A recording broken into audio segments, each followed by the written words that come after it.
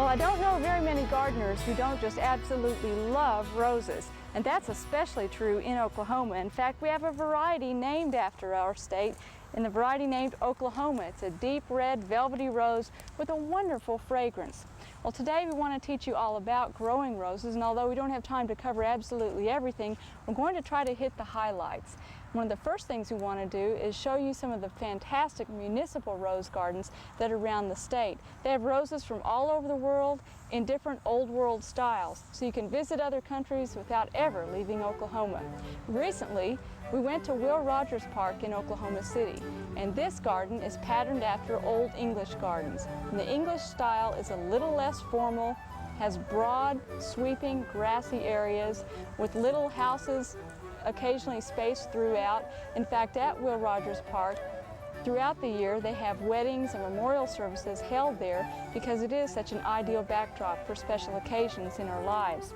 Well, looking around Will Rogers Park is a good place to go to settle on the types of roses that you want to grow, and it's really hard to decide. In fact, I want to mention that as we look at all these different rose gardens, you may be wondering, well, who pays for all of those roses?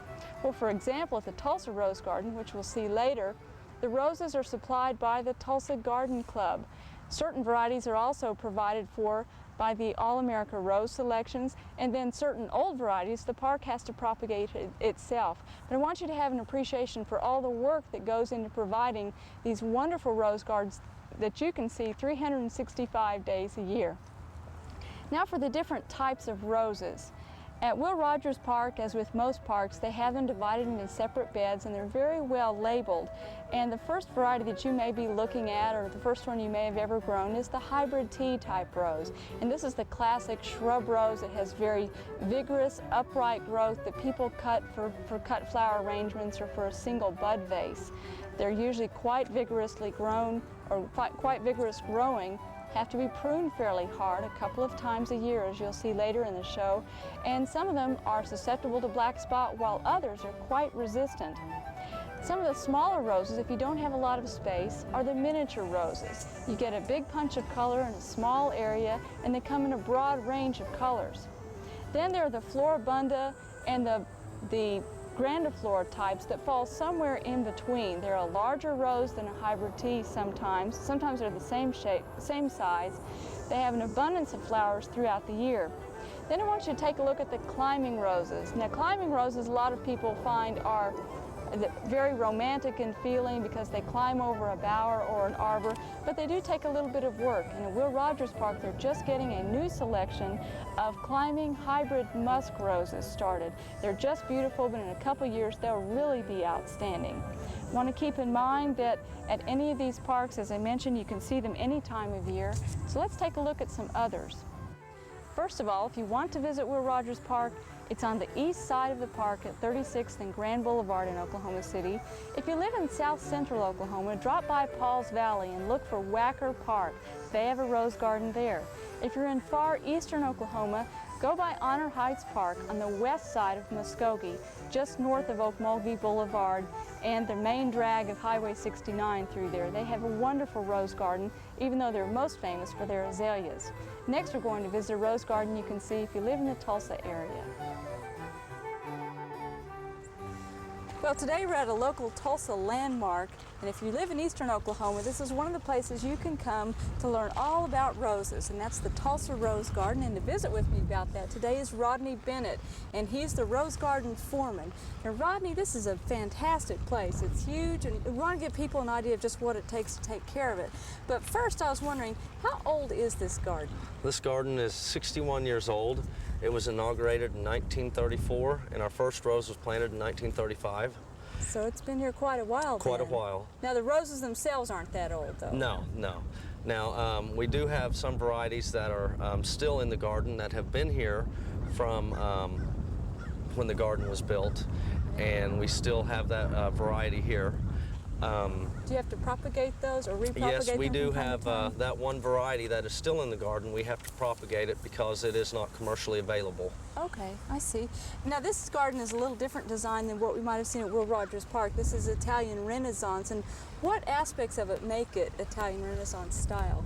Well, what makes it Italian Renaissance style is terraces starting from Peoria, gradually sloping up to the end of the garden to the east of us here.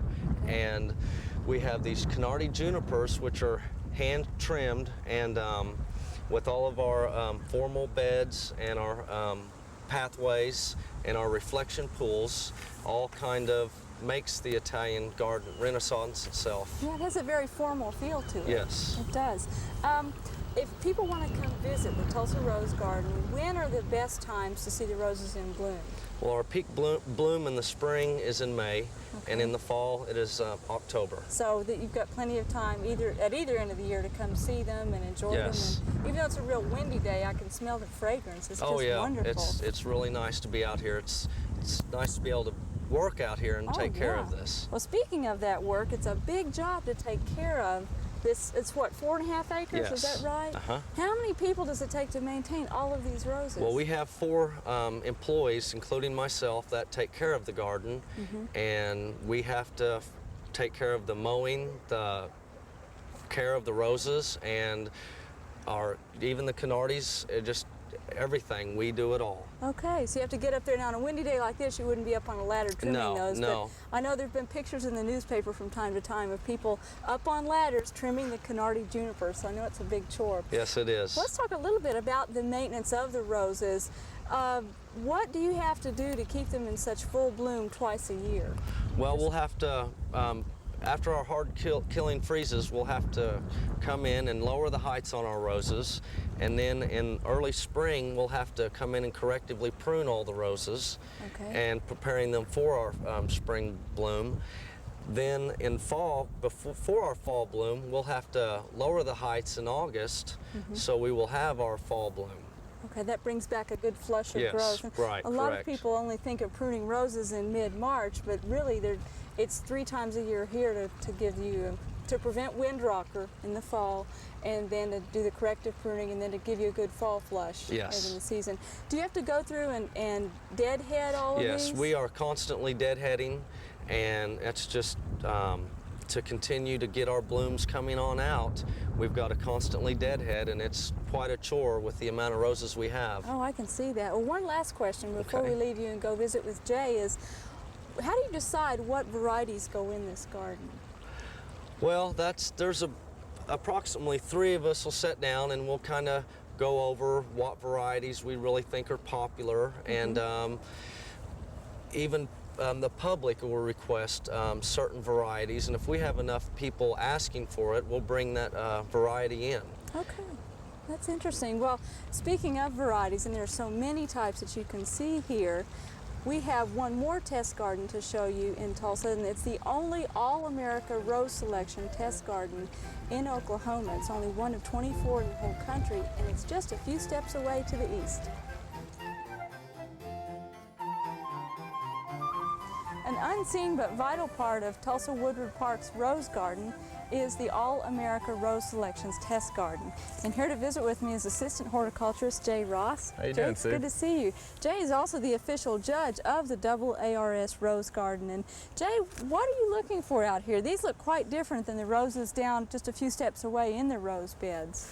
Well, Sue, as you mentioned, these are test roses that are set out here in a test situation. We're judging them. The AARS, or All-American Rose Selections, sets up a criteria, 15 different criteria that we are out here judging. Everything from bud shape and form, flower shape and form, novelty, fragrance, aging quality, Okay, foliage, go now on the from aging there. quality, a lot of things, bud form and so forth, people understand, but what do we mean by aging quality? Primarily from once it's bloomed out to how it finishes out. I mean, you Okay. can see here one that starts getting some spotting and stuff that's kind of detracting to the overall appearance of the bloom. And another one is what I always classify as self-cleaning. If that bloom is able to shake itself instead of holding on and staying in a real dirty Okay. appearance Yeah, on I the noticed bush. there are some examples here of ones that tend to hold on very well. And are these taken care of like you do the rest of the roses in the park, or is it different? No, Sue, what we try to do here is imitate really a homeowner type situation, because that's who this test has been doing, is being done for, is for marketing these to the public. And so, say a good example, in the main garden, we spray or control pests and disease at such a rate, we may do it half as often in here, because that's what we feel is maybe more pertinent to how often a homeowner would do it. Okay, I see. Well, now if a homeowner comes here to the Woodward Park in Tulsa and visits the AARS Rose Garden and they see a numbered selection like this is 95R414, that doesn't mean anything to them, No. but what does it mean to you? Okay.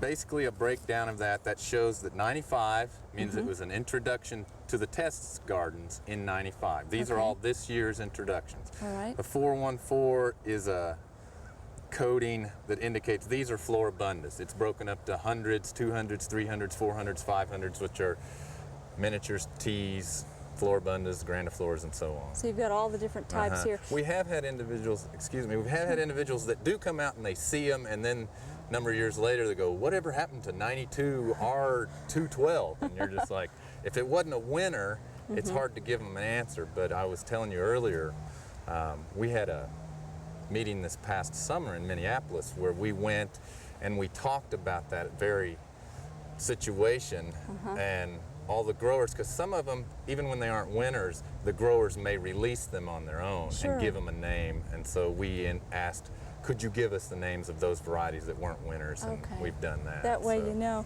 Well, now if I see a rose out here that I really like, because this one's two-tone, it's really pretty, and let's say that it did win and it was promoted as a AARS selection, when would I expect to see this on the market? This is 1995, we're going into 96. Okay. If this won, when would I see it for sale? You wouldn't see it in the open market until 99. It's 99. a 4-year process. It's an introduction here. There's a 2-year test period in the garden. It'll be here 95, it'll be here again next year for judging. We judge them once in the spring, once in the fall for 2 consecutive years. And then they'll be, after that second fall, they go to the AARS headquarters and the panel looks at all the scores from across the country, which takes in 24 different gardens across the country. And they'll make the selections. It usually varies anywhere from 1 to, I think we've had as many as 5 winners in a particular year. Wow. But then and then from there, that first year, that will be the 3rd year of this test's existence, they will release it to what they call the demonstration gardens, which we have a demonstration garden and a test garden. So we'll have it planted out in 98 and shown as a 99 winner. You Okay. following me here? Yes, I am. Okay. 98, it'll be in the garden so people could come and see, and it will have a name at that time. And so that following winter, it would be in catalogs, mail orders, and so that 99, it would be available on the market. And then they can buy it. Well, this is Yeah. really important work that you're doing here. And I want to mention again, this is just one of 24 all across the United States. And so this is an excellent test for this part of the country. If it makes it through the rigors of a hot Oklahoma summer and through our wacky winter weather. Yeah. And, I want to thank you and Rodney for spending time with us this morning. And Sure. keep in mind that if you're ever in the Tulsa area, drop by Woodward Park and take a look at some gorgeous roses. Thank you.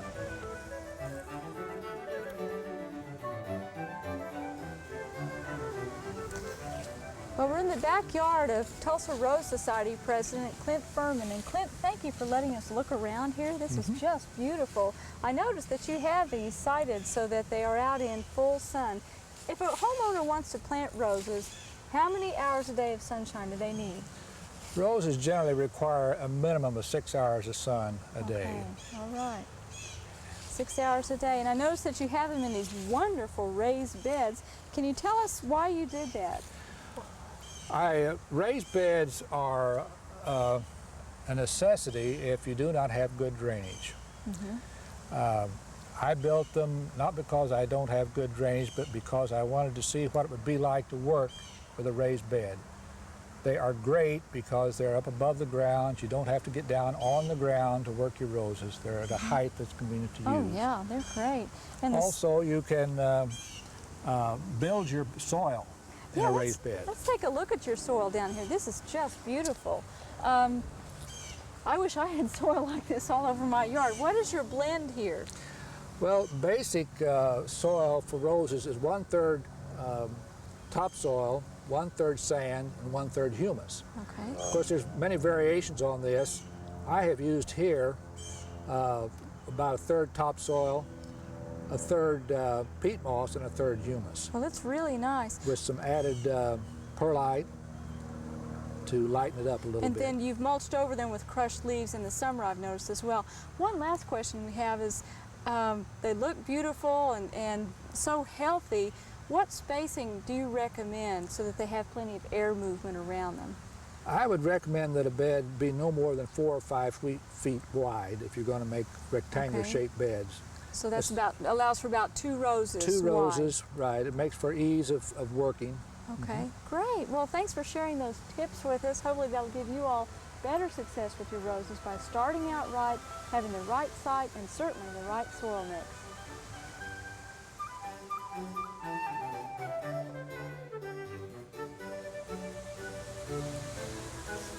Now we're visiting with Dr. George Mendelian, and Dr. Mendelian has roses in the front yard, the side yard, and the backyard. And when John Bodie and I drove up this afternoon, I was astounded at those small miniature roses that make up part of your front landscape. What variety are they? Those are called Rainbow's End. Oh, they're just gorgeous. They really make impact. And a lot of times people don't think about using roses as an integral part of the landscape, but there's a good example, I believe. Well, back here you have just some gorgeous roses, and I understand you're getting ready for a rose show.